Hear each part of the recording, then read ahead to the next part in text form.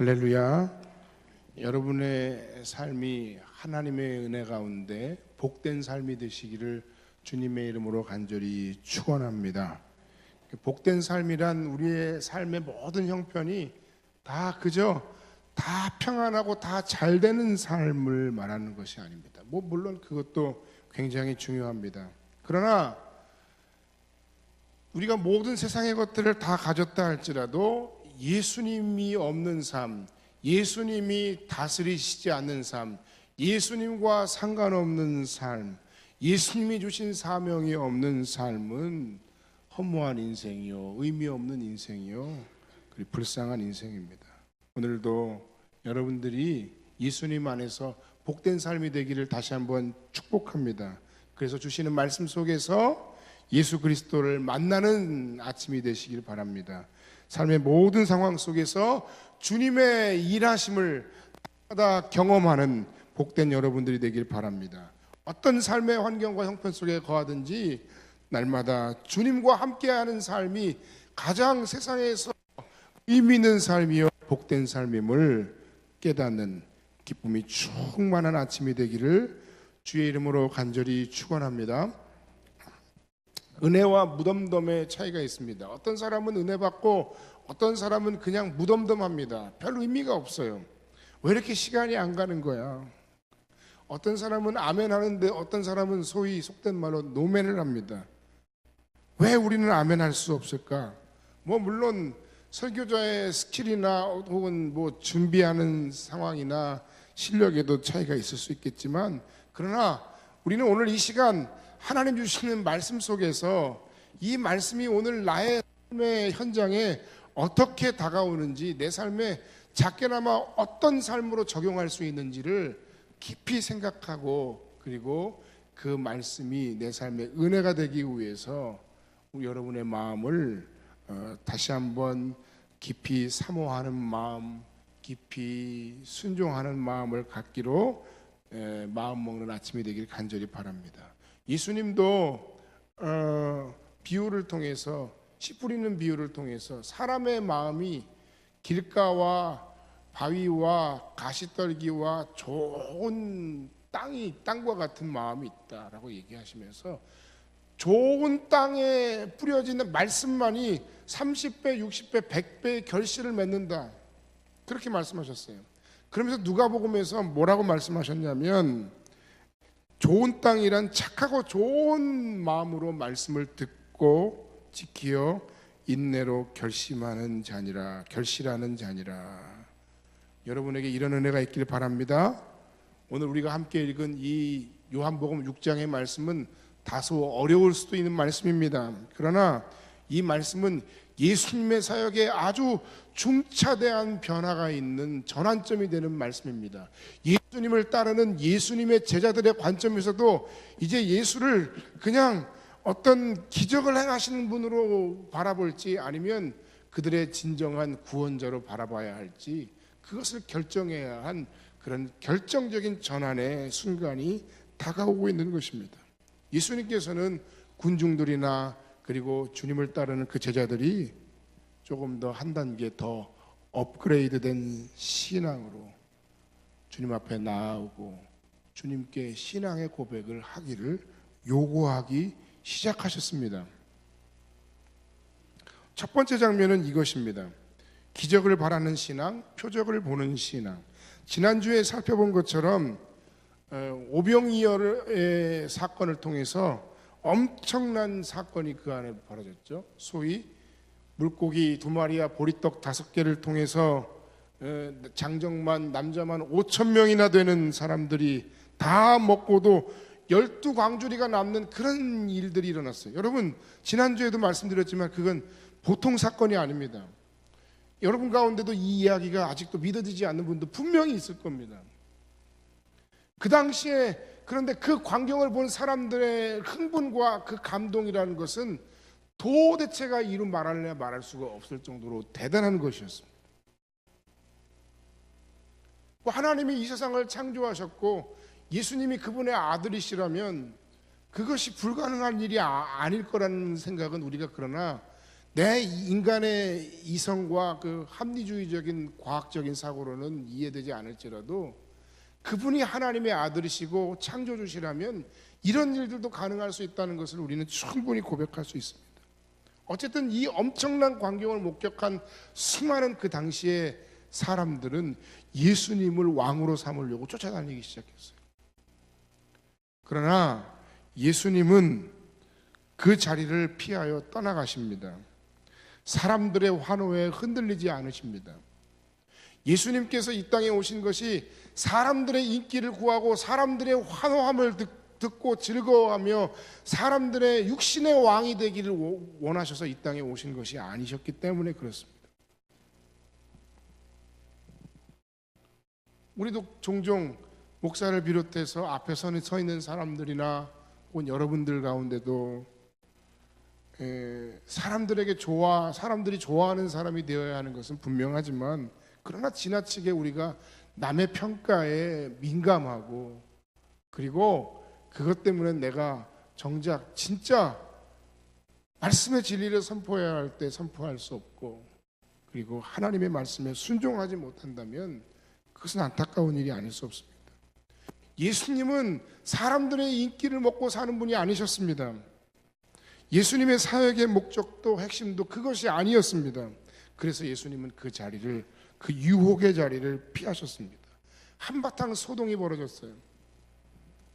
도대체 예수님이 어디 계시냐 하고 예수님이 가는 곳곳마다 예수님이 갔을 법한 곳마다 사람들이 이곳저곳을 찾아다니며 뒤지기 시작합니다. 그리고 한참 소동이 벌어진 이후에 6장 25절에 보니까 예수님이 가버나움에 다시 돌아오시자 사람들이 묻습니다. 도대체 어디 계시다가 이제야 나타나셨습니까? 언제 오셨습니까? 그러자 예수님께서 26절에 이렇게 말씀을 하시는 겁니다. 나를 찾는 것은 표적을 본 까닭이 아니요 떡을 먹고 배부른 까닭이로다. 여기서 좀 설명이 필요해요. 기적은 뭐고 표적은 뭘까요? 제가 지난주에도 말씀드렸는데 이 요한복음에 나타난 예수님의 기적은 그냥 기적이라고 말하지 않고 표적이라고 말씀드린다고 이야기했습니다. 표적이란 그 기적을 통해서 하나님께서 어떤 메시지를 그들에게 주시는 것을 의미한다고 말씀드렸습니다. 어떤 메시지냐? 예수께서 물고기 2마리에 보리떡 5개를 통해 5,000명을 먹이고도 남는 그 엄청난 사건을 통하여 그들이 바라봐야 했을 것은 도대체 이 사건을, 이 엄청난 기적을 행하신 예수가 어떤 분이신지 그들은 바라봐야 했다는 거예요. 그런데 온통 이 기적을 경험한 사람들의 관심은 예수님에게 있는 것이 아니라 기적 자체에 있었다는 거예요. 야, 대단한 일이 일어났는데 앞으로 우리는 저분만 모신다면 배고프지 않겠어.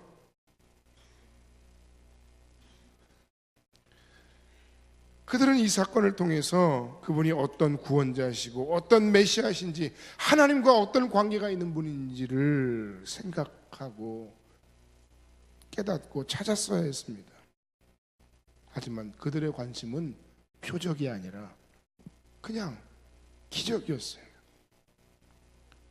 더 큰 기적이 예수님을 통해 나타나서 자신들의 불편함이 해결되고 자신들의 배고픔이 해결되기를 간절히 바랬다는 겁니다. 사랑하는 여러분, 그런데 그들만 그런 것이 아닙니다. 하나님께서도 우리의 인생과 삶에 많은 기도의 응답을 행하십니다. 응답해 우리의 문제들을 해결해 주십니다. 우리 역시 그런데 그 문제 해결만을 기뻐하고 그리고 그 문제 해결을 통해서 정말 진정으로 깨닫고 바라봐야 할 분, 하나님이 어떤 분이신지를 우리가 놓치는 경우가 종종 있습니다. 내가 너무 마음에 절실한 기도 제목이 있어서 하나님 제발 도와주세요. 하나님 제발 이 문제만 넘어가게 해주세요. 하고 넘어간 이후에 하나님을 잊어버려요.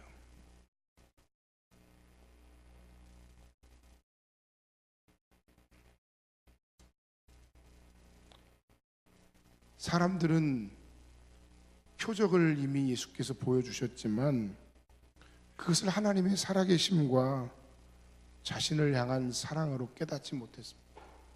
그런데 그들만 그런 것이 아니라 우리 역시 그렇게 살아가고 있다는 것입니다. 그리고 또다시 우리에게 어떤 문제가 오면 마치 우리는 누군가에게 은행에 돈 맡겨놓은 것처럼 떳떳하고 당당하게 또다시 찾아가서 아무것도 맡겨놓지 않았으면서도 당당하게 부탁하는 철부지 자식처럼 하나님께 또다시 문제 해결을 바랍니다.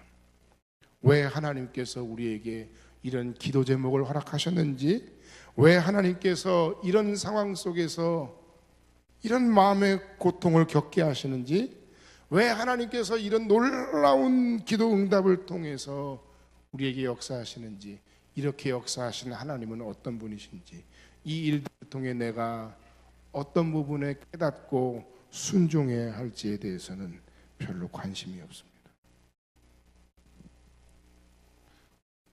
건강하기를 원하면서 눈앞에 있는 작은 문제들, 그것을 위해서 약을 지어 먹고 그 문제가 해결되면 나 이제 건강한가 보다 착각하는 사람하고 비슷해요. 사실 그러나 건강이 그렇게 쉬운 문제가 아니지 않습니까? 그 질병의 원인이 되는 어떤 부분이 있을 것이고, 그 원인 중에 가장 큰 원인은 사실은 습관이에요.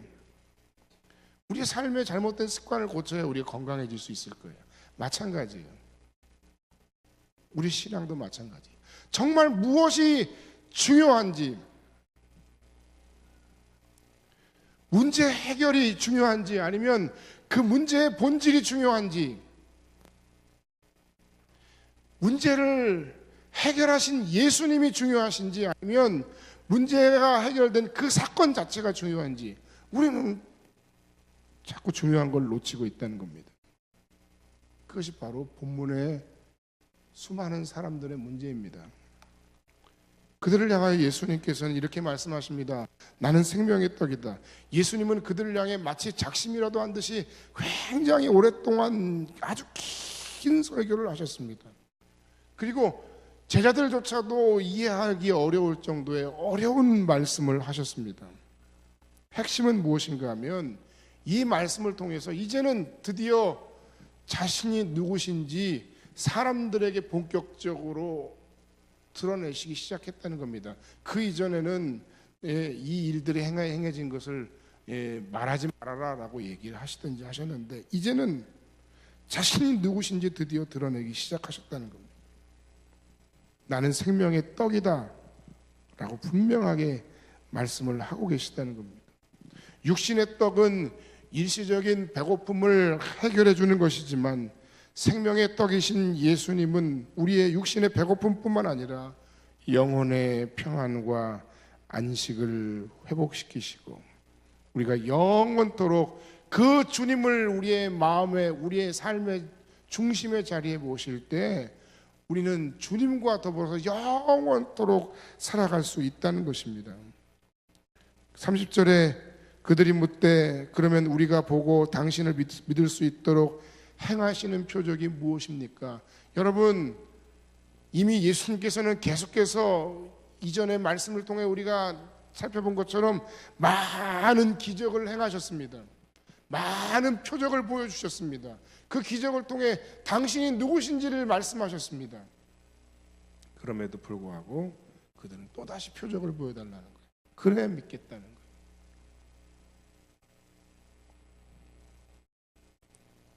그런 그들을 향하여서 예수님은 32절 말씀 이하를 통해서, 특히 35절을 통해서 나는 생명의 떡이니 내게 오는 자는 결코 줄이지 아니할 것이요 나를 믿는 자는 영원히 목마르지 아니하리라.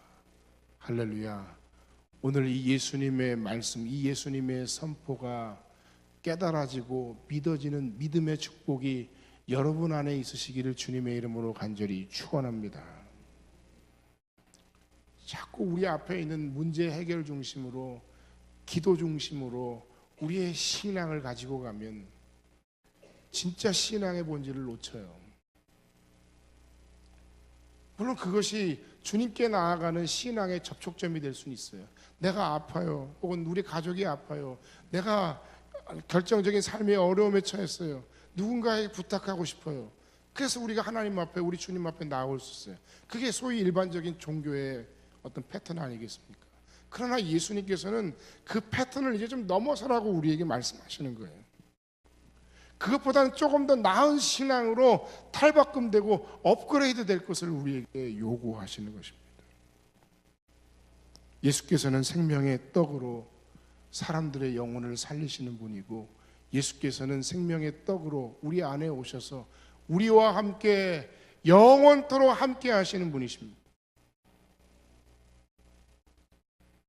그래서 생명의 떡이신 그분과의 연합된 삶이 그 무엇보다 중요해요.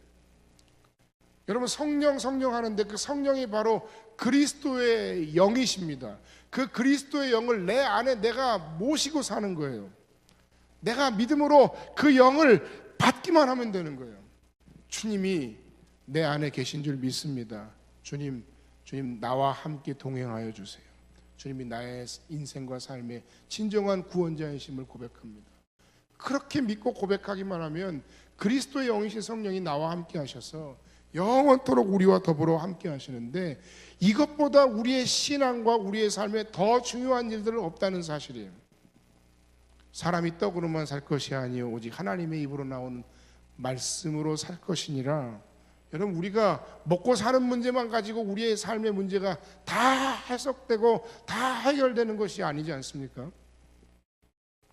세상적인 성공보다, 우리 자녀가 좋은 대학에 입학하는 것보다, 좋은 직장에 취직하는 것보다, 내가 멋진 남자를 만나고 또는 사랑스러운 여자를 만나는 것보다, 내가 힘든 삶 속에서 화려하고 달콤한 휴식을 꿈꾸며 나아가는 그 어떤 해외여행보다, 교회 수십 년 다니고 내가 목사고 내가 장로고 내가 안수집사고 내가 순장이고, 그것도 귀하지만 그것보다 더 중요한 것이 있는데, 생명의 떡이신 예수 그리스도를 내가 영접하고 그분과 더불어 사는 거예요.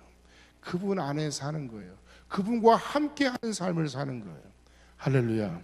여러분, 매일매일의 매일매일의 매순간에 우리가 무언가를 결단해야 될 때가 있고, 무언가를 결정해야 될 때가 있고, 내가 힘들 때가 있고, 내가 기쁠 때가 있고, 내가 아플 때가 있어요. 그러나 그 모든 순간에 주님과 함께하는 그 삶이야말로, 주님을 모신 그 삶이야말로 생명의 떡이신 그분을 내 삶의 주인의 자리에 모시고 그분과 더불어 사는 삶이야말로 가장 복되고 가장 기쁘고 가장 행복한 삶이라는 것입니다.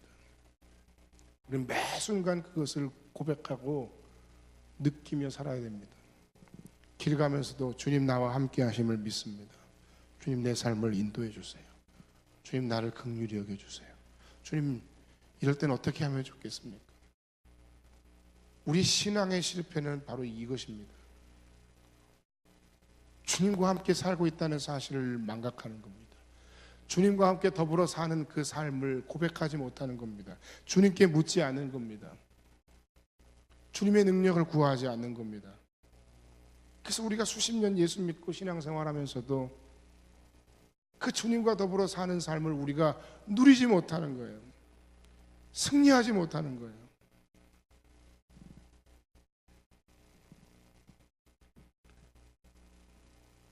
여러분, 예수 그리스도를 여러분의 마음에 영접하셨습니까?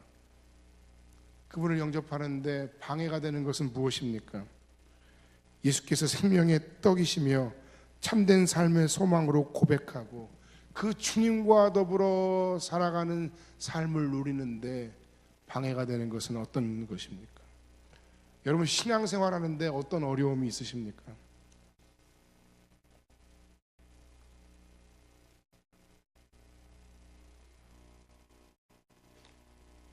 그들에겐 이런 어려움이 있었습니다.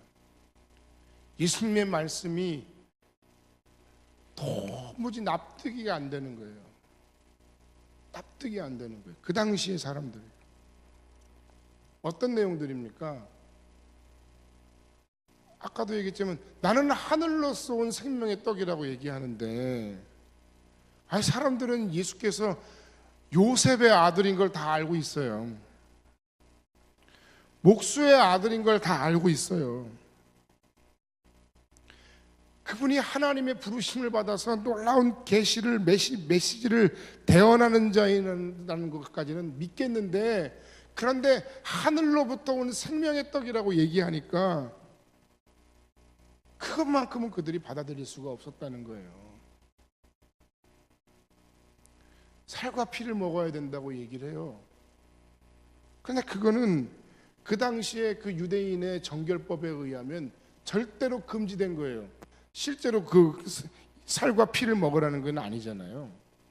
그 유월절 어린 양으로서 그리스도 예수께서 우리를 위해 십자가에 달려 죽으신 것, 그리고 그것을 기념하여 성찬을 하는 그 모든 것에 대해서 우리는 이미 다 아니까 그게 무슨 말인지 알지만, 그 당시에 사람들에게 있어서 이 말씀은 정말 어려운 말씀이에요. 납득하기 어려운 말씀이에요. 받아들이기 어려운 말씀이었다는 거예요. 그래서 예수님의 말씀 이후에 사람들은 수근수근했고 서로가 다투었고 그리고 떠나갔다는 거예요. 그러나 우리가 날마다 우리의 삶의 상황과 현실 속에서 늘 고백해야 될 게 있습니다. 내가 아는 게 전부가 아니에요. 내가 보는 게 전부가 아니에요. 내가 깨닫는 게 전부가 아니에요. 모든 것을 다 내 중심적으로 생각하고 이해하고 해석하고 받아들이려는 태도야말로 정말 교만한 태도고, 정말 신앙의 진보가 없는 태도예요. 그 목사님 저도 마찬가지, 우리 모두가 다 마찬가지. 하나님 앞에서 우리가 겸손해야 됩니다. 그 예수님으로 인해서 논쟁과 다툼이 일어났어요. 어떻게 이 사람이 자기 살을 우리에게 주어 먹게 하겠느냐. 예수님은 다른 이야기를 하는데 이 사람들, 예수님은 영적인 이야기를 하는데 이 사람들은 육신의 얘기를 하고 있는 거예요. 심지어 제자들조차 이 말씀이 어렵다라고, 누가 들을 수 있겠나라는 이야기를 지금 하고 있어요. 근데 여기서의 제자들은 12제자를 얘기하는 게 아니라 예수님을 따르던 사람들이 많았잖아요. 12사도, 70인 전도대, 120 성도, 500여 증인들 쭉 나오잖아요. 그 밖에 수많은 군중과 무리들이 예수님을 따랐고, 그 수많은 군중과 무리들 속에는 사실은 사두개인과 바리새인들도 다 있었던 거예요.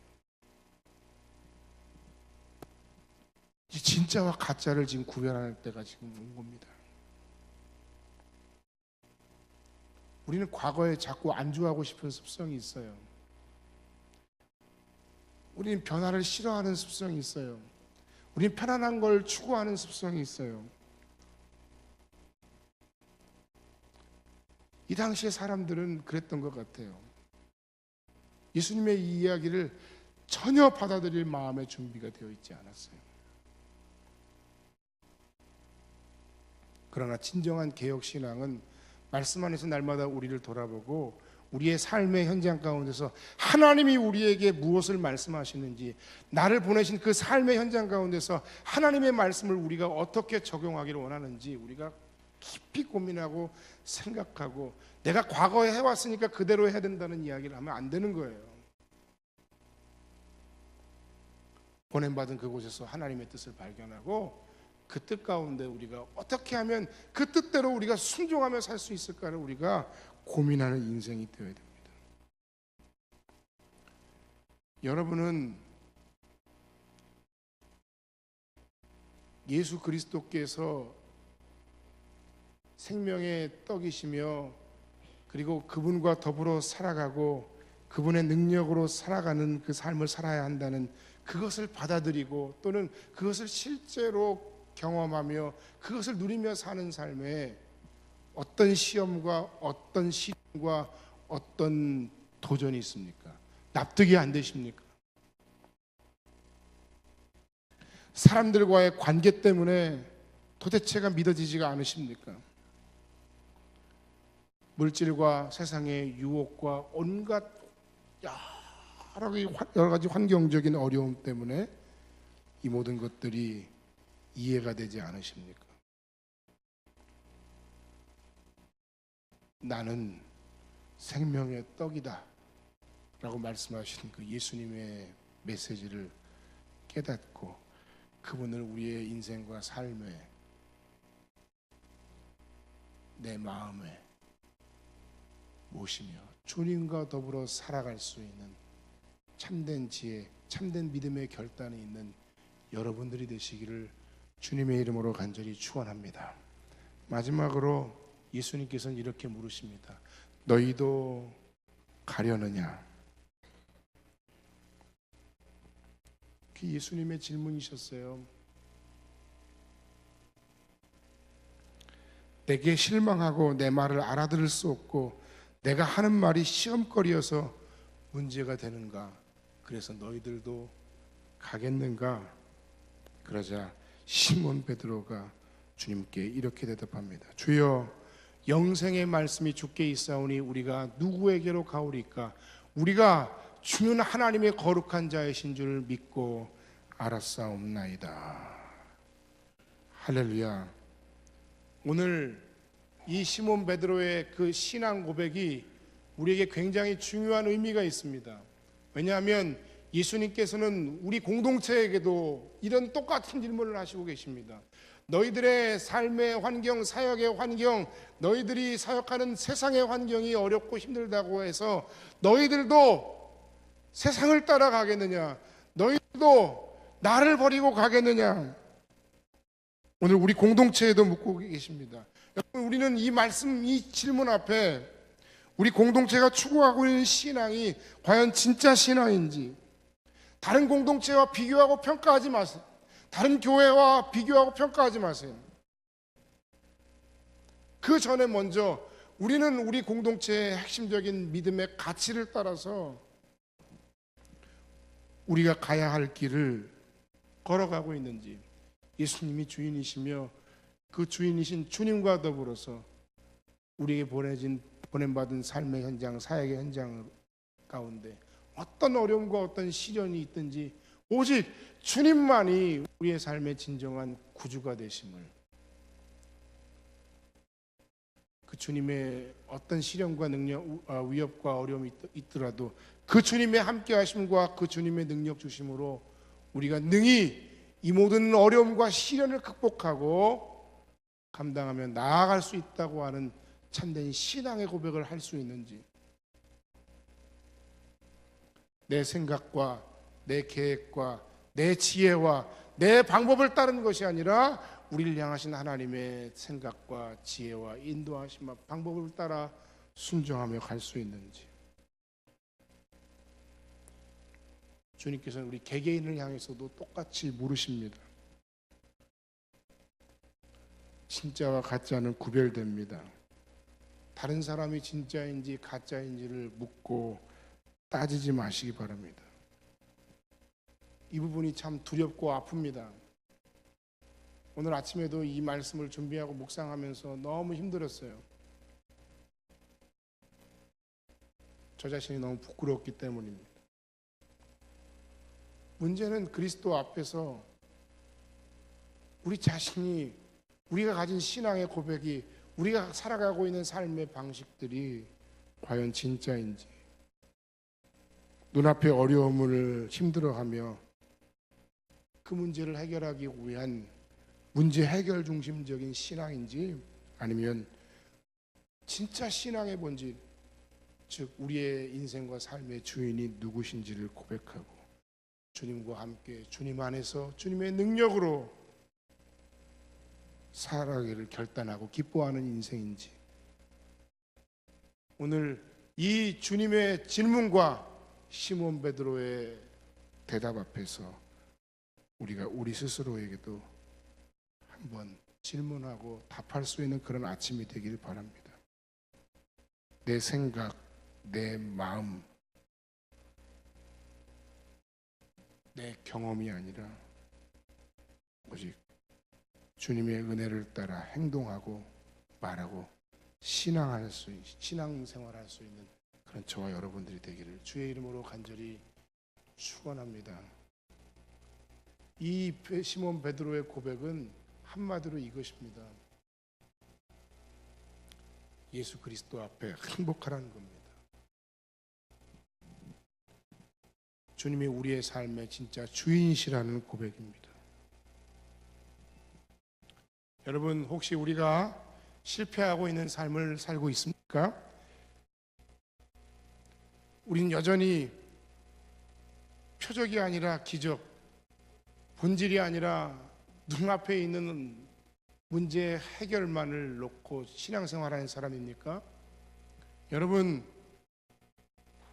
우리는 여전히 생명의 떡이신 그리스도 예수를 내 마음 가운데 모시지 못하고 그분과 더불어 그분과 함께 그분 안에서 그분의 능력으로 살지 못하는 연약한 신앙입니까? 그 고백에 걸맞는 삶을 살지 못해서 너무 힘들고 고통스럽고 아프십니까?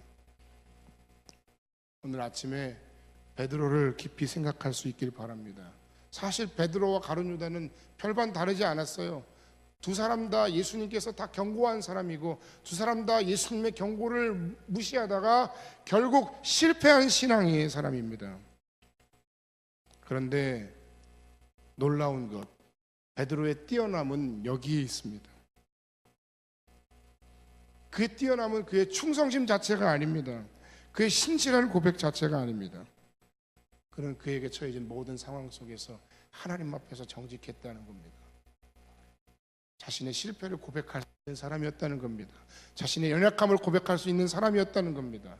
주님을 여전히 모시고 산다고 고백했지만 주님과 함께하지 못하는 신앙의 삶이었음을, 연약한 실패하는 인생이었음을 고백하는 인생이었다는 겁니다. 실패할 수 있습니다. 깨질 수 있습니다. 넘어질 수 있습니다. 그것이 우리 인생입니다.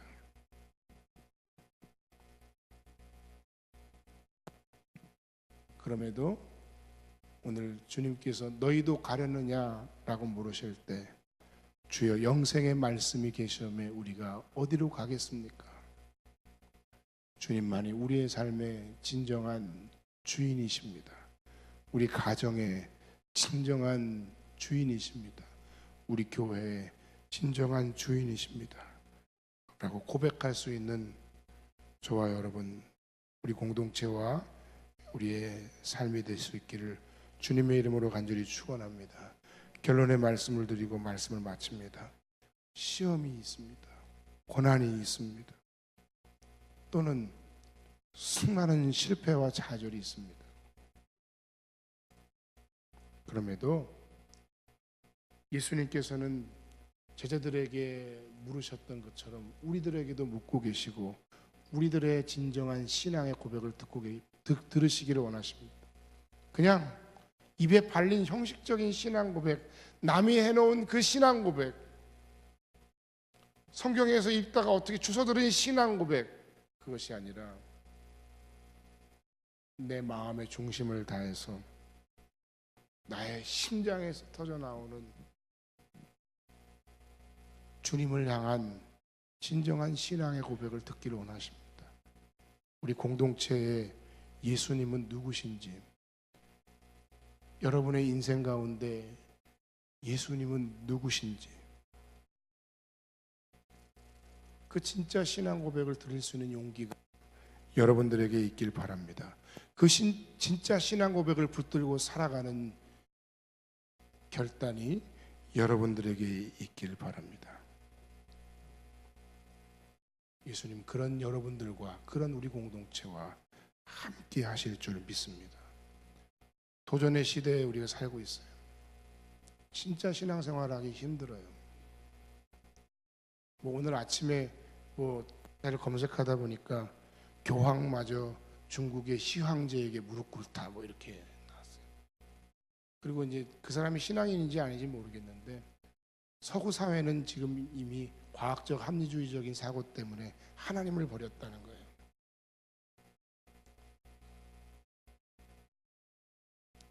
전도가 더 어려워졌다는 거예요. 교세 확장이 어려워졌다는 거예요. 그래서 호모데우스라고 불리우는 그런 사상이 팽배한 이 시대 가운데, 이 세상 가운데 결국 교황도 중국 황제에게 시황제에게 무릎을 꿇을 수밖에 없었을 것이다. 이렇게 분석해 놨어요. 우리 앞에 수많은 신앙적인 도전이 있습니다. 수많은 어려움이 있습니다. 고백을 받는 수많은 난제들이 있습니다. 이 도전의 시대에 주님은 우리에게 물으시는 겁니다. 너희도 가려느냐? 그때 주여 영생의 말씀이 계시오매 우리가 누구에게로 가겠습니까? 그렇게 고백하는 그런 성음교회 공동체와 복된 여러분의 삶이 되시기를 주님의 이름으로 간절히 축원합니다. 기도하겠습니다.